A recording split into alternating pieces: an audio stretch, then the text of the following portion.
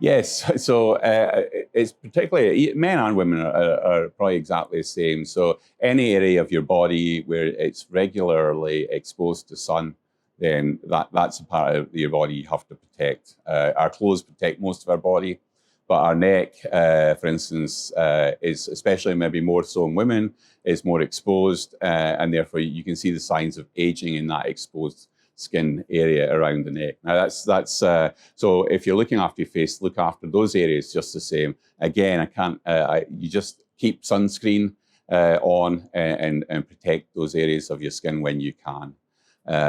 So there's a really interesting fact as well, and I'll just tell you about it because I think it's quite important.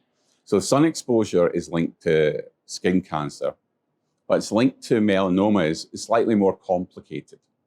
So if it was linked to sun exposure, you'd expect people like farmers to have a high incidence of melanoma. You'd expect people like myself, office workers or lab workers, who don't go out in the sun, to have a low incidence of melanoma. And it's completely opposite. I have a much higher chance of getting melanoma than a farmer does. And we think it's because the farmer's exposed every day. His skin adapts to that exposure and it protects itself from that exposure.